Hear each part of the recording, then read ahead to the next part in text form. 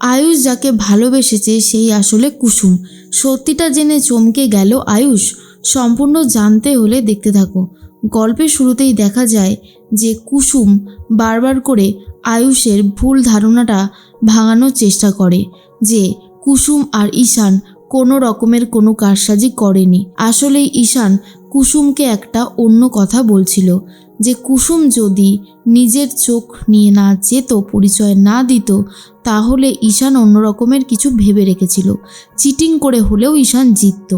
কিন্তু ঈশান তো কোনো চিটিং করেইনি, বরং কুসুম গিয়ে সবটা ম্যানেজ করে নিয়েছে। বাট এটাকেই ভুল বুঝছে আয়ুষ। আয়ুষ ভেবেছে ইচ্ছে করে ঈশান আর কুসুম কোনো টেকনোলজি ব্যবহার করে সমস্তটা ঘাপলা করেছে। কিন্তু আসলেই কুসুমের চোখই যে ব্র্যান্ডের লোগো, আসল ব্র্যান্ডের লোগো, সেটাই বুঝতে চাইছে না আয়ুষ। তখন আয়ুষকে বারবার করে বোঝানোর চেষ্টা করে ঈশান আর বলে, ভাইদা তুই পুরোপুরি ভুল বুঝছিস, একবার অন্তত পুরো কথাটা শোন, তাহলে পুরোটা বুঝতে পারবি। কিন্তু আয়ুষ কোনো কথা শুনতেই চায় না আর বলে, আমার কোনো কথা শোনার দরকার নেই কুসুম, তুমি যে এরকম কিছু করতে পারো সেটা আমি জাস্ট ভাবতেও পর্যন্ত পারছি না। তার মধ্যেই কুসুম তখন বুঝতে পারে না আয়ুষকে কিভাবে সামলাবে, কারণ আয়ুষ যেটা শুরু করেছে কোনোভাবেই আর মেনে নিতে পারছে না কুসুম। আয়ুষ কুসুমের সাথে খুবই বাজে ব্যবহার করতে থাকে আর বলে, ছি কুসুম ছি, তোমাকে আমি এত ভরসা করেছিলাম, এত ভালোবেসেছিলাম, সেটা তুমি এইভাবে নষ্ট করবে এটা আমি কল্পনাও করতে পারিনি। তুমি কিনা আমাকে ঠকালে। এরপর আয়ুষের কথা শুনে কুসুম নিজেও কান্নাকাটি করতে থাকে আর বলে, আপনার কোথাও একটা ভুল হচ্ছে ছোট স্যার, আপনি যদি পুরো কথাটা শোনেন তাহলে সবটা বুঝতে পারবেন। কিন্তু কোনো কথাই শুনতে চায় না আয়ুষ। ঈশান বলে, ভাইদা তুই এই যে কথাটা শুনছিস না, সেটা যে তুই কত বড় ভুল করছিস একদিন তুই ঠিকই বুঝতে পারবি। কিন্তু আয়ুষ ঈশানের কোনো কথাকেই শোনে না আর বলে, আমার কোনো কিছু জানার দরকার নেই, যা জানার তা জানা হয়ে গেছে, যা ইচ্ছে তোরা কর, কিন্তু আমার সামনে আর দাঁড়িয়ে দাঁড়িয়ে মিথ্যে কথাগুলো বলিস না। এরপরে কুসুম নিজের ঘরে যাচ্ছিল, তখনই কুসুমের হাত টেনে ধরে আয়ুষ আর বলে, বন্ধু বলতাম তোমাকে, সবসময় জানতাম কুসুম আমার পাশে আছে, কুসুম কখনো আমাকে ঠকাতে পারে না। তুমি জানো না আমি এই মেয়েটাকে কতটা ভালোবেসে ফেলেছি, তারপরেও আমার ইমোশনস নিয়ে খেলার অধিকার তোমাকে কে দিয়েছে? কেন তুমি এমনটা করলে? কিসের জন্য করলে? চুপ করে থেকো না, উত্তর দাও কুসুম। কুসুম বলে, আপনি যখন সব কিছু ধরেই নিয়েছেন তখন আমি আর কী বা বলতে পারি? আমার আর কোনো কিছুই বলার কোনো ইচ্ছে নেই ছোট স্যার, আপনার যা ইচ্ছা আপনি বলতে পারেন, আপনার যা ইচ্ছা আপনি করতে পারেন। এই বলেই কুসুম নিজের ঘরে চলে যায়। আর অন্যদিকে কুসুম তখন ভাবে, ছোট স্যার যেভাবে আমাকে ভুল বুঝলো কাজটা মোটেই ঠিক হলো না।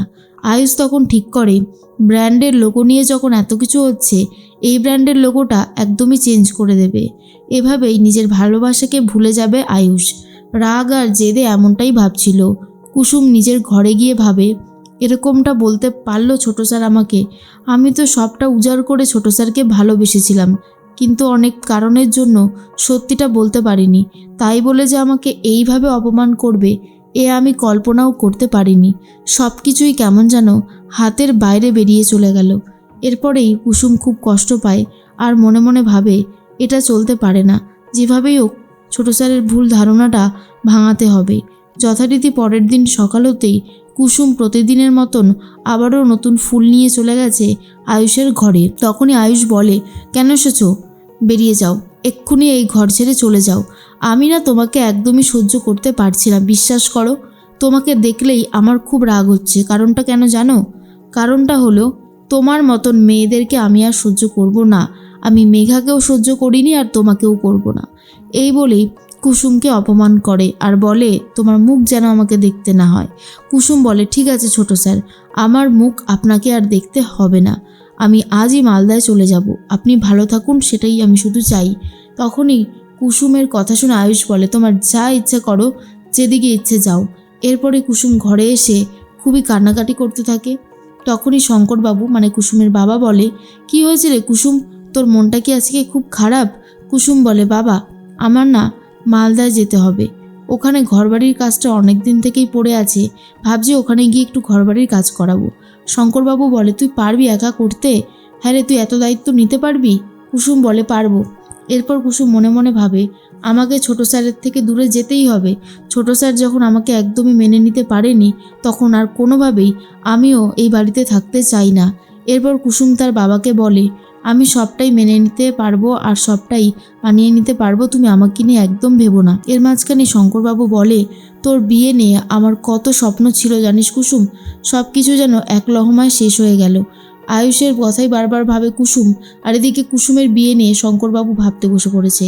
তখনই কুসুম বলে, আমার আর এসব শোনার কোনোই ইচ্ছে নেই, আমার একদমই ভালো লাগছে না। ব্যাগপত্রটা কুসুমের বাবাই গুছিয়ে দেয়, আর কুসুম ঠিক করে যত তাড়াতাড়ি সম্ভব সে বেরিয়ে চলে যাবে। সে আর এখানে থাকবে না, অনেক হয়েছে। কুসুম আর এই অপমানটা নিতে পারছে না। এর মধ্যে আয়ুষ ভাবে, কুসুম আর ঈশান আমাকে এইভাবে ঠকালো, ওরা পারলো এই কারসাজিটা করতে? ওরা জানতো না যে আমি এই মেয়েটাকে কতটা ভালোবাসি? তারপরেও এই ছেলে মানুষটা করার একদমই উচিত হয়নি।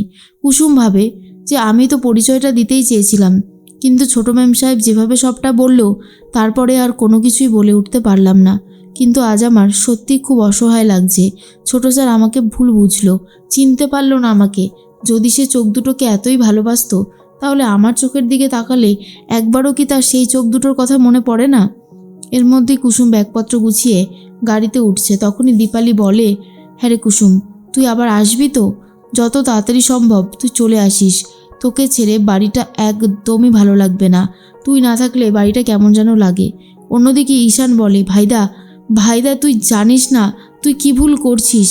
একদিন তোকে আফসোস করতেই হবে, আর যদি তুই এই আফসোসটা করতে না চাস, তাহলে এখনও সময় আছে, তুই সবটা করতে পারবি। আয়ুষ বলে, কি বলছিসটা কি তুই? তোর কি মাথা ফাতা খারাপ হয়ে গেছে নাকি? না না, তোর কোনো কথাই তো আমি বুঝতে পারছি না। ঈশান বলে, আমি বলছি ভাইদা, তুই যাকে ভালোবেসেছিলিস সে আর কেউ নয়, সে হলো কুসুম, অর্থাৎ জাদুকর। তুই তার চোখ দুটোকেই এতদিন ধরে ভালোবেসে ফেলেছিস। আমি নিজে সবটা দেখেছি। যখনই সেই লাল জামা পরা মেয়েটা নিজে চোখ দুটো দেখিয়ে সবটা ঠিক করে চলে যাচ্ছিল, তখনই কুসুম অটো ডাকে, আর অটোতে উঠে পড়ে নিজের মুখের যে বাঁধনটা ছিল সেটা খুলে ফেলে, আর তারপরেই তার আসল রূপটা বেরিয়ে আসে। কিন্তু আয়ুষ কোনোভাবেই বিশ্বাস করে উঠতে পারছে না এই সব কিছুর পেছনে রয়েছে কুসুম। অন্যদিকে কুসুম গাড়িতে করে রওনা দিয়ে দিয়েছে, কারণ সে ফিরে যাচ্ছে মালদায় ছোট স্যারের সামনে। সে আর কখনোই আসতে চায় না। কিন্তু দীপালি বুঝতে পারে মান অভিমানের পালা চলছে, কুসুম ঠিকই একদিন এই বাড়িতে ফেরত আসবেই।